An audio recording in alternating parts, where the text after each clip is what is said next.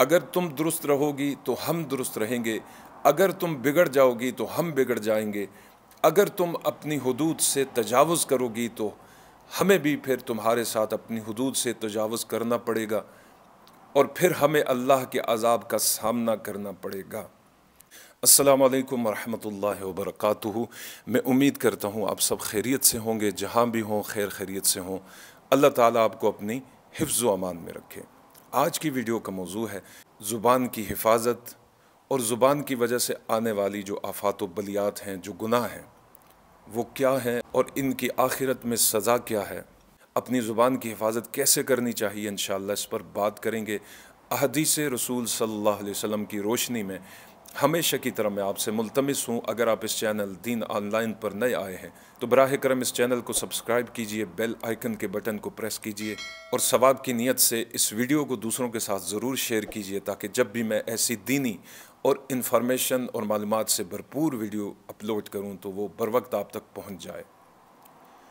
زبان انسانی جسم کا ایک ایسا حصہ ہے کہ پورے جسم کے اندر اس کو ایک سفیر کی حیثیت حاصل ہے، یعنی کہ یہ جسم کے تمام اعضاء کی نمائندگی کرتی ہے، جسم کے ہر عضو کی سفیر ہے۔ اگر یہ گوشت کا ایک لوتھڑا جو ہمارے منہ میں موجود ہے یہ درست ہو جائے تو انسان کا سارا جسم درست ہوتا ہے، اور اگر یہ بگڑ جائے تو انسان کا سارا جسم بگڑ جاتا ہے، گل سڑ جاتا ہے۔ ابو سعید خدری رضی اللہ تعالیٰ عنہ روایت کرتے ہیں کہ ہم سے نبی پاک صلی اللہ علیہ وآلہ وسلم نے ارشاد فرمایا کہ جب صبح کے وقت انسان بیدار ہوتا ہے تو انسان کے جسم کے تمام اعضاء زبان کی منت اور سماجت میں مصروف ہو جاتے ہیں۔ اس کی منت اور سماجت ان الفاظ سے کرتے ہیں کہ تمہیں ہمارے بارے میں اللہ کے عذاب سے ڈرنا چاہیے، اگر تم درست رہو گی تو ہم درست رہیں گے، اگر تم بگڑ جاؤ گی تو ہم بگڑ جائیں گے، اگر تم اپنی حدود سے تجاوز کرو گی تو ہمیں بھی پھر تمہارے ساتھ اپنی حدود سے تجاوز کرنا پڑے گا، اور پھر ہمیں اللہ کے عذاب کا سامنا کرنا پڑے گا۔ یہ زبان سے آپ کے جسم کا ہر عضو یہی التجا کرتا ہے، یہی فریاد کرتا ہے، جس میں آپ کے ہاتھ بھی ہیں، آپ کی آنکھیں بھی ہیں، آپ کے کان بھی ہیں، آپ کا سر بھی ہے، آپ کی ٹانگیں بھی ہیں، آپ کے جسم کے اندرونی اور بیرونی اعضاء، ہر ایک عضو چیخ چیخ کر زبان کی منت اور سماجت کرتا ہے۔ اب اس بات کو سمجھنے کے لیے دوسری حدیث مبارکہ پر غور کیجیے۔ قیامت کے دن اللہ رب العزت ارشاد فرماتا ہے کہ ہم تمہارے جسم کے ہر عضو کو حکم دیں گے تو تمہارے جسم کا ہر ایک عضو یا تو تمہارے حق میں گواہی دے گا یا تمہارے خلاف گواہی دے گا۔ قیامت کے دن آنکھیں بولیں گی اور آنکھیں اللہ کی بارگاہ میں عرض کریں گی کہ یا اللہ اس نے مجھ سے یہ نیکیاں کروائیں یا اس نے مجھ سے یہ گناہ کروائے۔ آپ کے کان گفتگو کریں گے، یا تو آپ کے حق میں گواہی دیں گے یا آپ کے خلاف گواہی دیں گے۔ آپ کے ہاتھ گفتگو کریں گے، یا آپ کے حق میں گواہی دیں گے یا آپ کے خلاف بولیں گے۔ آپ کے جسم کا ایک ایک عضو بولے گا۔ اسی لیے نبی پاک صلی اللہ علیہ وسلم نے ارشاد فرمایا کہ جب بنی آدم صبح کے وقت بیدار ہوتا ہے، اسی چیز کو مد نظر رکھتے ہوئے اس کے جسم کا ہر عضو اس سے یہ منت اور سماجت کرتا ہے کہ آج کے دن تو درست رہنا، آج کے دن تو درست رہنا، ہمیں اپنے ساتھ عذاب میں گرفتار مت کرنا۔ تو معلوم یہ ہوا کہ زبان ہی ہے کہ جس کی وجہ سے انسان کا ہاتھ بھی گناہ میں ملوث ہو جاتا ہے، پاؤں بھی گناہ کرتے ہیں، انسان کی آنکھیں بھی گناہ کرتی ہیں، ٹھیک ہے جی۔ تو زبان کی حفاظت ایسی، اگر جس نے اس کی حفاظت کو یقینی بنا لیا تو اس نے اپنے دیگر اعضاء کو بچا لیا۔ حضرت سفیان بن عبداللہ ثقفی رضی اللہ تعالیٰ عنہ روایت کرتے ہیں کہ نبی پاک صلی اللہ علیہ وآلہ وسلم سے پوچھا گیا، یا رسول اللہ صلی اللہ علیہ وآلہ وسلم، آپ کس چیز سے بہت زیادہ خطرہ محسوس کرتے ہیں؟ تو سنیے کہ حضور صلی اللہ علیہ وآلہ وسلم نے ان سے کیا جواب ارشاد فرمایا۔ نبی پاک صلی اللہ علیہ وسلم نے اپنے اصحاب کی طرف دیکھا اور اپنی زبان مبارک پر ہاتھ رکھا، ایسے فرمایا اس گوشت کے لوتھڑے سے، کہ اس زبان کے ناجائز استعمال سے میں سب سے زیادہ خطرہ محسوس کرتا ہوں۔ تو معلوم یہ ہوا کہ اگر آپ نے اپنی اس زبان کی حفاظت کر لی تو آپ کے دیگر اعضاء بھی گناہوں سے محفوظ ہو گئے، اور اگر اس کے ناجائز استعمال کو آپ نے نہیں روکا تو آپ کا سارا جسم، آپ خود، آپ کی روح اسی گناہ کے اندر ملوث ہو جائے گی۔ پھر حضرت ابو ہریرہ رضی اللہ تعالیٰ عنہ روایت کرتے ہیں، نبی پاک صلی اللہ علیہ وسلم نے ارشاد فرمایا کہ لوگوں کو کثرت کے ساتھ دو چیزیں جنت میں لے کر جائیں گی۔ صحابہ نے عرض کیا یا رسول اللہ صلی اللہ علیہ وسلم وہ دو چیزیں کون سی ہیں؟ حضور صلی اللہ علیہ وسلم نے ارشاد فرمایا پہلی چیز ہے اللہ کے عذاب کا ڈر، یعنی اللہ کو ہر وقت اپنے سامنے پانا، یعنی ہر وقت اللہ کے عذاب کا، اس کے غصے کا، اس کے جلال کا خیال رکھنا اور اپنے آپ کو گناہوں سے محفوظ کرنا۔ اور دوسری چیز حضور صلی اللہ علیہ وسلم نے فرمایا اچھے اخلاق ہیں۔ دیکھیے اللہ تعالیٰ کا ڈر جو ہے یہ آپ کی زبان کو برائی سے محفوظ رکھتا ہے۔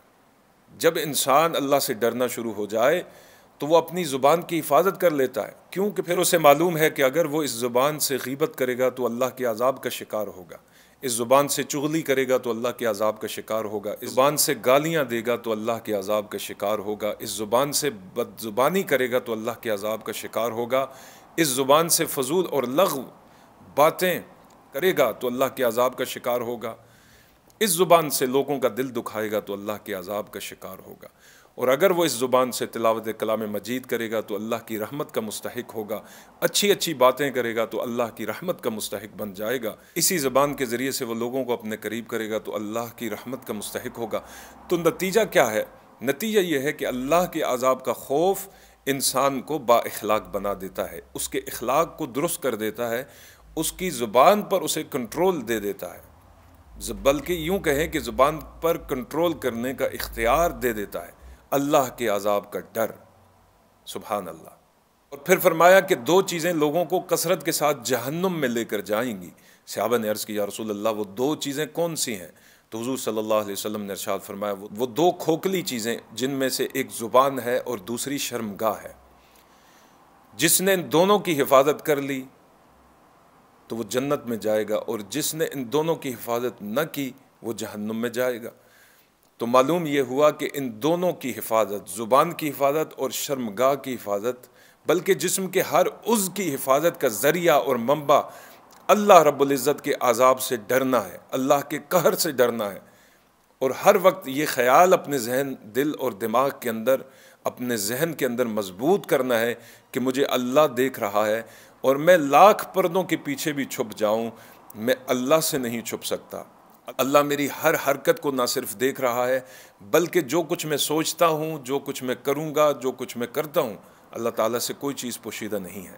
تو یہ ایک رحمت کا وہ ذریعہ ہے کہ جس انسان کو یہ نصیب ہو جائے اللہ رب العزت کا ڈر، خوف، تو اس کی زبان کی بھی حفاظت ہو جاتی ہے، اس کے اخلاق کی بھی حفاظت ہو جاتی ہے۔ ان چیزوں کے اوپر عمل کرنے والا اس کو ایک بہترین مسلمان کہا گیا ہے۔ نبی پاک صلی اللہ علیہ وآلہ وسلم نے ارشاد فرمایا فضول باتوں کو، فحش باتوں کو، برائی کی باتوں کو، چغلیوں کو، غیبتوں کو چھوڑ دینا ایک اچھے مسلمان ہونے کی نشانی ہے۔ تو غور کیجئے یہ تمام برائیاں کہ جن کو چھوڑے جانے کا حکم دیا جا رہا ہے اور جس کے نتیجے میں آپ کو ایک اچھا مسلمان قرار دیا جا رہا ہے، ان سب کا تعلق آپ کی زبان سے ہے۔ سبحان اللہ۔ اور حضرت ابو ہریرہ رضی اللہ تعالیٰ عنہ کی روایت نے تو اس کا لب لباب بیان کر دیا، اس کا نتیجہ نکال کے رکھ دیا ہے۔ حضرت ابو ہریرہ رضی اللہ تعالیٰ عنہ روایت کرتے ہیں کہ ہم سے نبی پاک صلی اللہ علیہ وآلہ وسلم نے ارشاد فرمایا کہ جو شخص اللہ پر اور آخرت کے دن پر ایمان رکھتا ہے تو اسے چاہیے کہ وہ خیر کی بات کرے یا خاموش رہے۔ اگر اس کی زبان ہر وقت غیبت کرتی ہے، اس کی زبان پر گالیاں رہتی ہیں، اس کی زبان پر لوگوں کی دل آزاری کے جملے رہتے ہیں، اس کی زبان پر فحش گوئی رہتی ہے، اسے فکر کرنی چاہیے کہ وہ اللہ پر اس کا ایمان کمزور ہو رہا ہے، آخرت پر اس کا ایمان کمزور ہو رہا ہے۔ اگر اس نے اپنے ایمان کی حفاظت کرنی ہے اور آخرت کے اندر جہنم سے بچنا ہے تو وہ اپنی زبان کی حفاظت کر لے۔ آسان سا حل اس کا بتا دیا گیا کہ خاموشی اختیار کر لے۔ یہ خاموشی جو ہے یہ آپ کو اس سے محفوظ کرتی ہے۔ کس سے محفوظ کرتی ہے؟ ان تمام رذائل سے۔ اللہ رب العزت کی بارگاہ میں دعا ہے کہ اللہ تعالی ہمیں اپنی زبان کی حفاظت کرنے کی توفیق عطا فرمائے اور زبان کی آفات سے اللہ بچنے کی توفیق عطا فرمائے۔ جہاں رہیں خوش رہیں، اللہ آپ کو عزتیں اور سلامتیاں اور ایمان کی سلامتی اور صراط مستقیم پر عمل پیرا ہونے کی توفیق عطا فرمائے۔ انشاءاللہ پھر آپ کے پاس ایک نئی ویڈیو کے ساتھ ضرور حاضر ہوں گا۔ والسلام علیکم ورحمۃ اللہ وبرکاتہ۔